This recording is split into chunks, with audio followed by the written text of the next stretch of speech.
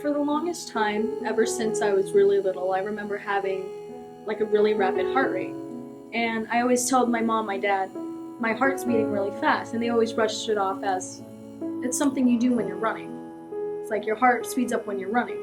And so for the longest time I was like, it's normal, it's pretty fine. And it's always bothered me and such. The doctors never cared either. They were saying, oh, that's a thing that happens, your heart speeds up. And it kind of hurt having people not believe me.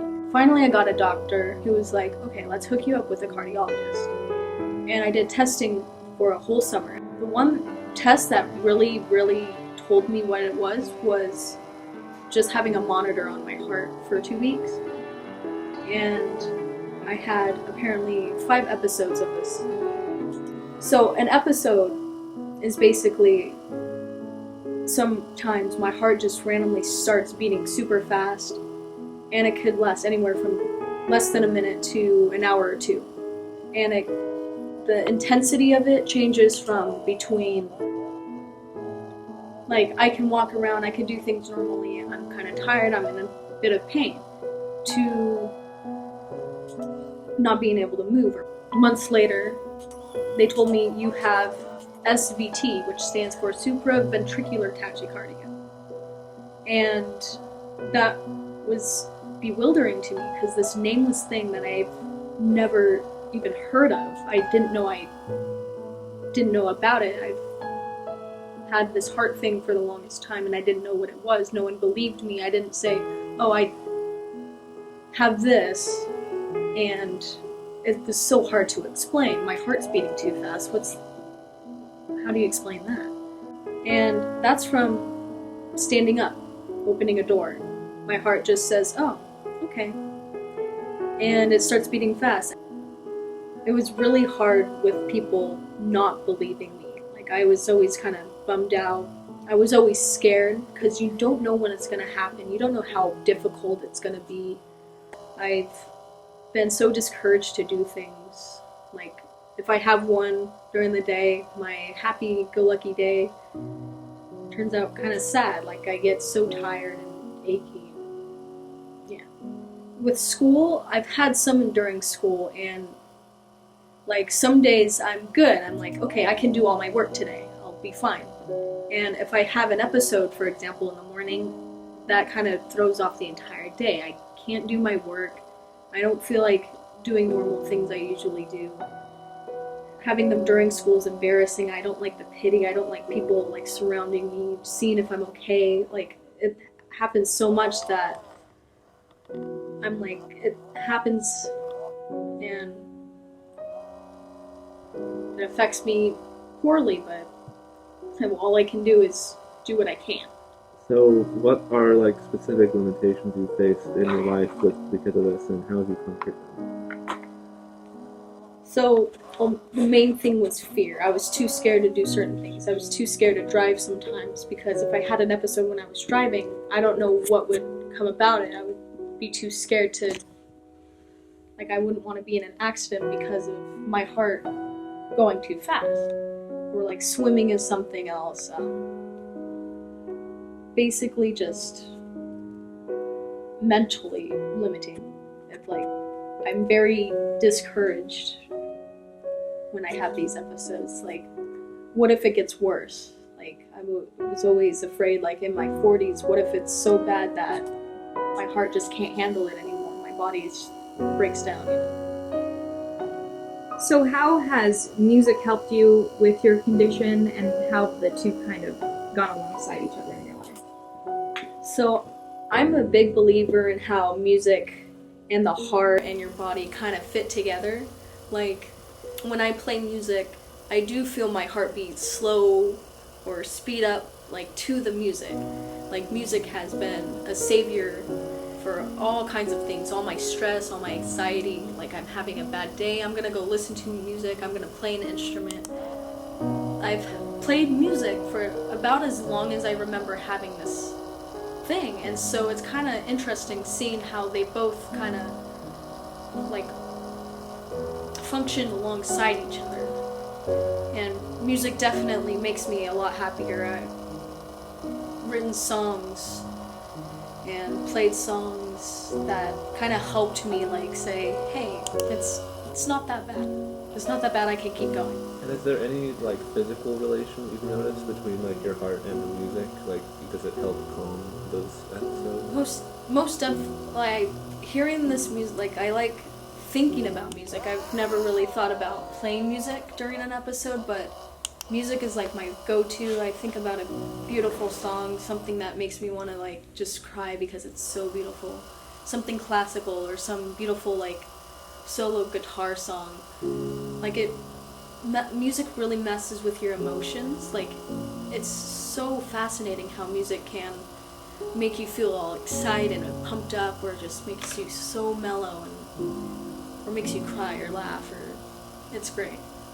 I heard the words radio frequency ablation, which would be basically the potential stop to all the episodes, and that excited me. At first I didn't care what it was, if they were gonna split my chest open, if they were, I don't know, gonna take my heart out and put it back in. I was excited. Then I started thinking, okay, these are big words. What is this? And so I looked into it. It's not invasive, like it's not directly invasive. They go put tubing through your groin, through an artery in your groin, and have it go all the way up into your heart. They map out your heart, and then you're awake during that time, and then they would put you to sleep when they're burning this area of your heart that is doing these electrical things that make your heart beat fast. And so it didn't sound that bad. People say it's a 2 to 3 hour procedure, and so I was excited. I talked to the doctor about it, I talked to my mom, I talked to my dad. That's what I wanted. And I wanted it to have my heart not have any issues for the rest of my life. It's always scary.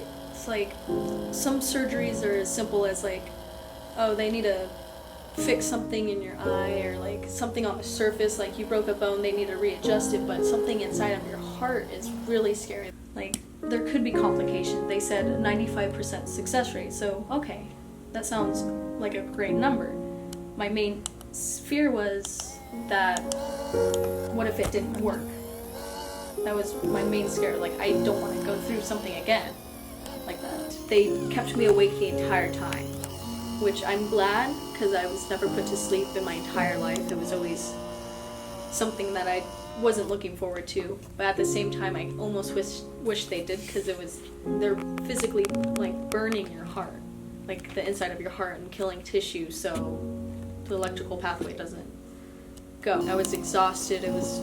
I couldn't be that independent. I had my mom have to help me with clothes, help me get out of bed, and I was really tired for a whole week, but that kind of faded away, thinking I haven't had an episode since that surgery. I haven't had any issues with my heart, and that's what really excited me.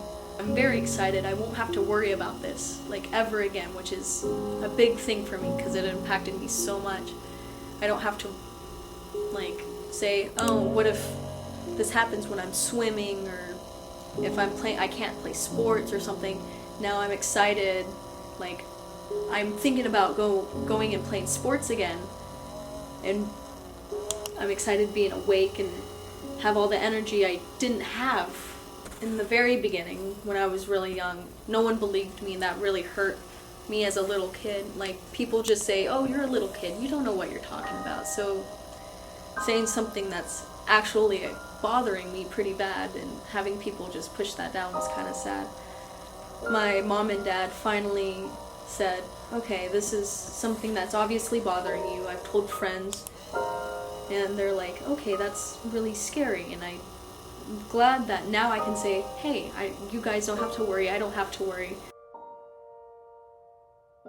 This isn't the only case of SVT in the Minarets community either. Angela, a custodian here at Minarets, has suffered from it as well. The name of my heart condition is ventricular tachycardia. The majority of the time my symptoms are just tired. I get tired. If I don't take my medication, I get highly irritable, very frustrated. can't think straight.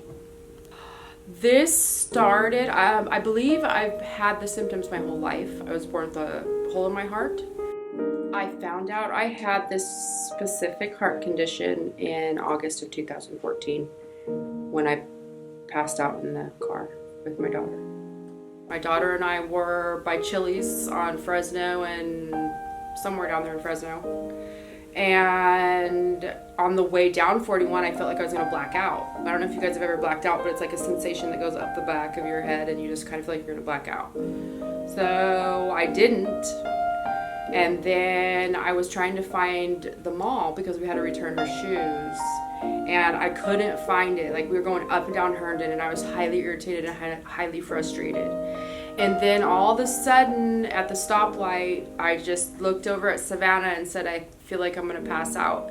Next thing I know, I came to seizing and her saying, Mom, Mom, Mom, Mom, Mom. And my eyes opened, but I was still like twitching. And then I just looked up and I didn't really know what was going on. But luckily the light had just turned green, so we just pulled over and we were able to pull into Chili's. And she wanted to give me food and water and all that stuff. And I wanted to just go home. I called my aunt. She said, no, go to the hospital. I went to the hospital, and then that's when I found out what was going on. When I did go to the hospital, my heart actually stopped for 6 seconds while I was talking to the doctor. They were getting ready to let me leave. And so that's when they all realized what was going on. I no longer have the stamina. I'm tired all of the time, and the medicine I take makes me feel lethargic. So it really works against me. What happens is there's 2 chambers of the heart, okay? So what happens is I believe my bottom chamber, all of a sudden with the VTAC, your heart's supposed to beat 60 to 100 beats per minute. So with VTAC, the bottom chamber of my heart just starts going so rapidly, starts beating so rapidly that the top chamber stops. And so therefore the oxygen stops flowing, doesn't flow correctly through my body, to my organs, to my brain. I was ear hustling on her conversation in here in media one day, and she had mentioned that she had the heart condition, and I was like, oh, I have that too. So I kind of wanted to just reach out to her, just being an adult and her being young. It's kind of, they made a big deal about me at my age having that condition, and she's much younger, so maybe just kind of to reach out and let her know there's somebody else that, you know, is going through the same thing. So that kind of gives us something to say hi to each other and check on each other. It just made me feel like sad for her, like to pray for her and to, I don't know. I just know what I struggle with at my age, and her being so young, it just really, like, when I see her, it makes me happy, you know, to say hi to her and to ask her how she's doing and how her heart is, and just to show her that I care. It really is impossible to sum up JC's strength throughout this journey. Friends have been critical in supporting her. Savannah Stout knows firsthand how much this means not only to JC, but to the entire community. Man, it's been a roller coaster with everything that she's gone through. Like, I didn't see it very much, you know, when we first met, because, you know, she's a very secretive person and she likes to hide what she's feeling, but, like, you know, it started to get worse. You know, in the last couple months, she'd be having them, like, every week. It was scary. Like, she would just, like, fall down, and I was just like, are you good? In the first place, I didn't know what was happening. I didn't know what was going on. But when she finally ended up telling me, like, oh, I have this heart condition, you know, this happens, I'm like, okay. Man, like, it's not that much anymore since she finally got the procedure done, but it used to be such a big thing. Like, in the last couple months before she got the procedure done, it was like every week she would have one, like multiple in a day. It was bad. Like, when I first met her, you know, I didn't see a lot of it because she would hide things, you know. She didn't want to scare people, so she would hide that.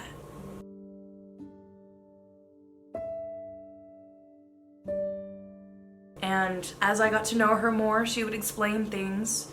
You know, I have this heart condition, it works like this, it makes me feel like this. But even knowing what it was, it was still so scary watching your best friend fall over in the middle and doing nothing. She would just fall over because she wasn't getting the blood to her brain because her heart was going crazy. And you're just like, are you okay? Like, I never knew if she was gonna get back up. We were just practicing, and she was back there, you know, doing her thing, you know, like playing on the piano, and she just fell over, and everyone was like, is she good? And we just stopped everything. We're like, break time, everybody. And everyone left except for me and Molia. We just walk over there, and Mr. Molia was just smiling like, hey, are you okay? Do you need a minute? And she's like, over there. I'm like, she's good. We just need to calm down for a second, let her, you know, breathe, come back to. And we were just sitting on like a wooden fence on like a hill. And we were just like talking and chatting. And all of a sudden she just falls over, just falls right off the fence and rolls down the hill. I'm like, what? What? And I got so scared, like, what just happened? And I realized, oh yeah, her heart thing. So I go over and I sit down with her and she's just laying there and I'm like, you good? You gonna wake up? And she comes back and she's like, yeah, I'm good. And I'm like, you fell off the fence. Are you sure you're good? And she's like, yeah, I'm good. Let's go walk around. And I'm like, okay, please don't fall off any more fences, please. They're always scary because it's just 1 second she's just here and then 1 second she's on the floor. And I just want to say, going through it, she talked to me a lot about how she felt about the process. She told me a lot of things about how she felt about going through it. She felt so alone. She felt so scared because no one believed her about her heart condition. Everyone was like, oh, you're just young and your heart goes crazy sometimes. Oh, it's this. Oh, it's that. And she was always so angry and scared, and it hurt me so much to see her struggle. It doesn't affect me like in a, well, it affects me negatively, obviously. I'm worrying, but it doesn't affect me that much to where like it affects our relationship. If anything, it builds us up because, you know, I know something very important about her and I'm there for her when it happens. I know that, you know, when she's having it, I need to just be calm and there for her. And it has improved our relationship more because we're closer over this, you know, like I know what's happening, you know what's going on. It affected her so much. She had to stop playing soccer at one point. She had to like go off of coffee. She couldn't, it doesn't sound like a big thing, but she couldn't drink coffee. She couldn't do so many of the things that she loved.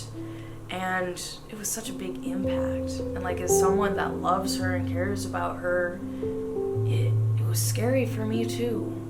It doesn't happen anymore in the same way that it used to. Like her heart still freaks out a little bit because it's normal for after procedure. It still scares her sometimes and it still scares me, but it's so much better knowing that it's over. She's never gonna have to go through that again. She's still a little bit scared, but overall we're so excited that this is over. She's more excited to do things. She's like, I can finally play soccer and you know, do all these crazy things, run around and just not have to worry about your heart spazzing out. It's done. It's over. She's never gonna have it again.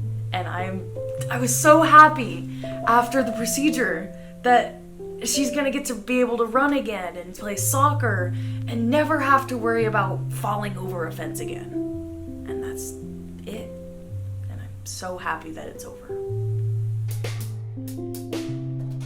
Despite her condition, she already has a career planned out for her future. I'm excited for my future. I don't have to worry about, like, in the next 30, 40 years, I won't have it. And I'm excited to, you know, be me and not have to worry about this issue.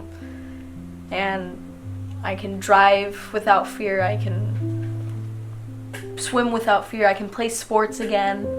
And I don't have to, like, worry about it at all. I don't have to say, oh, sometimes I have this thing. If I have it, could you, like, help me? Like, I don't have to, like, be in waiting of something happening like this. Okay. Music has been I would arguably the biggest part of my entire life. I played it ever since I was super little, and I've picked up so many instruments. I started off with piano, and I played all these band instruments. I played percussion instruments. I played bass guitar for the first time one time, and it clicked. Bass guitar, I can now say, is my biggest passion with instruments. And I am in the Minarets show band. I play music and perform, and it's a great feeling. I like the feeling of performing. I perform with another band that we are starting to do some originals, which I'm really excited for, and I'm playing bass for that as well. And I would love to be a music educator. I would love to teach children and give them the experiences that I had when I was little. In all these music classes, my music teachers really, really inspired me. There's always going to be issues. Everybody has so many different issues, whether it be medical, like it might be physical or emotional or like mental, or it's like where you're raised or like all these other different things. And I think it's really important to say, I can do this, I can do what I can. You have to be as strong as you possibly can, and it's really important to reach out to those who can help you. And even so, you can reach out to those who need help. Because I was always independent. I never wanted help from other people. I always thought I was super strong and I can do things myself. But I realized that I don't have to do that. People are there to help me, and it's important to get help, and chatting's communication and all that. It's one of the biggest things that we all can do.